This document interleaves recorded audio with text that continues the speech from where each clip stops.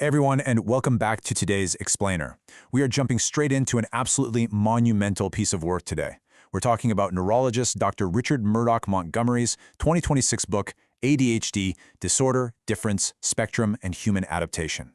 Now, right off the bat, the author makes something super clear. You just can't describe a complex human mind with a simple, boring checklist of symptoms. It just doesn't work. So we're going to spend some time today deeply exploring the first chapter of this book. We're going to unpack the real, raw science and the biological reality behind human focus. Let's get right into it.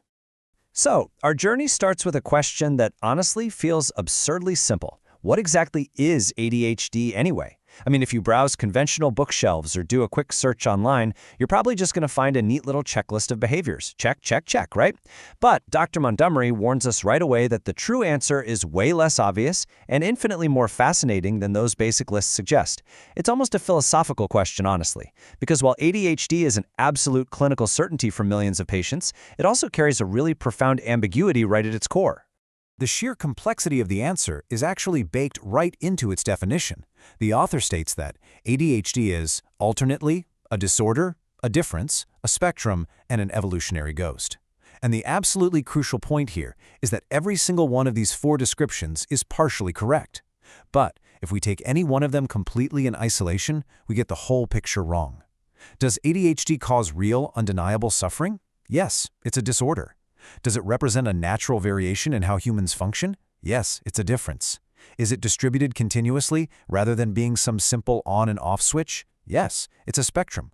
And did this underlying trait actually have an evolutionary advantage back in our ancestral past? Yes, it's an adaptation. Reducing this entire condition to just one of these words, while completely ignoring the rest, literally amputates its true biological and cultural reality. Okay, Section 2, the biology of attention. Let's look inward at our own biology and deconstruct what we actually mean when we use the word attention.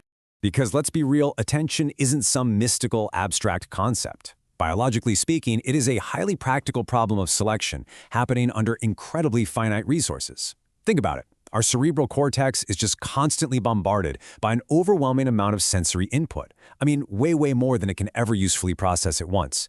So the brain has to decide, literally second by second, which tiny fraction of that information actually gets VIP access to our decision-making and what gets left outside as mere background noise. Attention is basically this essential biological gatekeeper.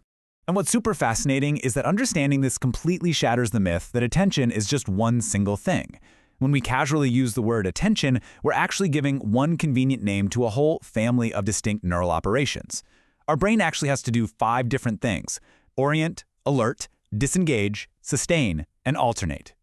Every single one of these 5 operations has its own specific neural circuit and its own developmental timeline. Attention isn't just a single faculty of the soul, you know? It's a complex, highly coordinated orchestra of circuits all working together in a network. Which brings us to the dynamics of dispersion.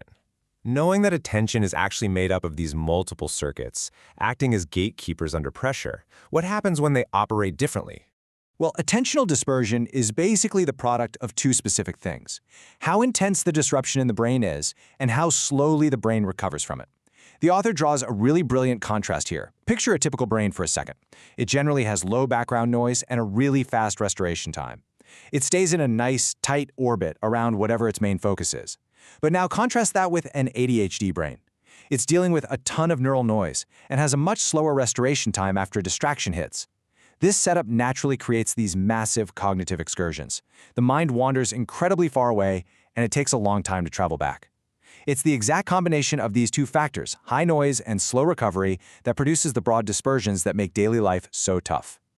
All right, let's move on to impulse and executive failure. We're stepping out of the realm of pure attention for a moment to look at the actual behavioral outputs of all this biology. Dr. Montgomery uses an absolutely striking metaphor in the book for this. He writes, "Impulsivity is a more dangerous animal, the abrupt translation of impulse into action without the courtesy of a waiting period." I mean, wow, that perfectly explains the raw biology behind those sudden actions a person immediately regrets.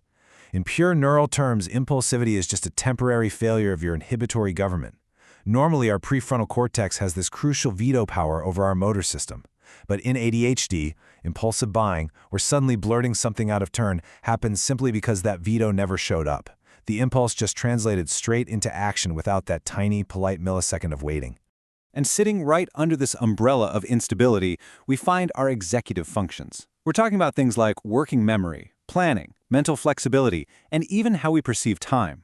The author beautifully compares these functions to the staff of a well-managed house. For most people, this household staff just works quietly behind the scenes with total, boring reliability. In ADHD, it's not that the staff is completely missing, the issue is that their reliability is just way lower. They fail unpredictably. They falter whenever fatigue sets in or mood fluctuates. And here's the absolute most crucial detail you should take away from this. These unpredictable failures have zero to do with a person's native intelligence. It's simply a backstage crew that, every once in a while, just totally loses the script. Okay, moving to our next concept, the neurodevelopmental syndrome. Having unpacked the biology of attention and impulsive behavior, we need to zoom out and look at the whole map. Calling ADHD a neurodevelopmental syndrome means understanding one really critical point. It is deeply rooted in the slow, gradual architectural processes of a maturing brain. Look, no one just wakes up one Tuesday and catches ADHD, like you'd catch a cold or suffer a sudden trauma.